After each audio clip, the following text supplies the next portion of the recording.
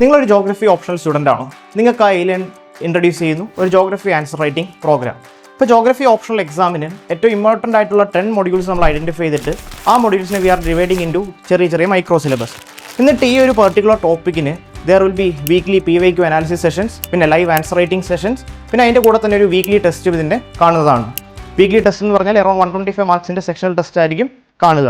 പിന്നെ ഈ ടെസ്റ്റ് കഴിഞ്ഞിട്ട് ആ ടെസ്റ്റിൻ്റെ കറക്റ്റ് കോപ്പീസ് നിങ്ങൾക്ക് അവൈലബിൾ ആക്കും. അതിൻ്റെ കൂടെ തന്നെ 1-on-1 ഫീഡ്ബാക്ക് സെഷൻസും ഇതിലേക്ക് നിങ്ങൾക്ക് പ്രൊവൈഡ് ചെയ്യുന്നതായിരിക്കും.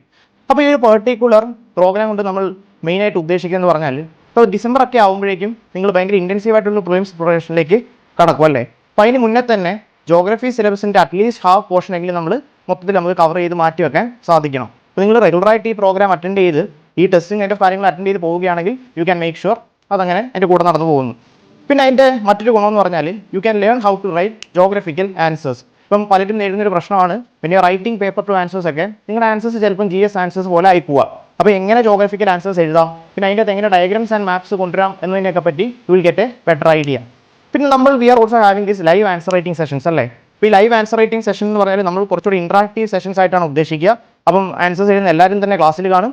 അപ്പം we will be discussing and we will be generating points. ഇപ്പോൾ പലരും ഡിസ്കസ് ചെയ്ത് നമ്മൾ പോയിന്റ്സ് ജനറേറ്റ് ചെയ്യുന്നതിൻ്റെ ഭാഗമായിട്ട് നമ്മുടെ ആൻസേഴ്സിൽ we can bring in some kind of diversity. ഇപ്പോൾ കുറേ ആൾക്കാരുടെ തോട്ട് പ്രോസസ് എങ്ങനെയാണ് വർക്ക് ചെയ്യുന്നതെന്നൊക്കെ നിങ്ങൾക്ക് തന്നെ ലൈവായിട്ട് അവിടെ നിന്ന് കണ്ട് മനസ്സിലാക്കാൻ വേണ്ടി സാധിക്കും. അപ്പോൾ ഇങ്ങനെ കുറേ വരുന്ന ഡീറ്റെയിൽസ് ഒക്കെ നമ്മൾ വഴിയെ ഷെയർ ചെയ്യുന്നതായിരിക്കും. അപ്പോൾ എല്ലാവരും try to make maximum use of this opportunity. Thank U.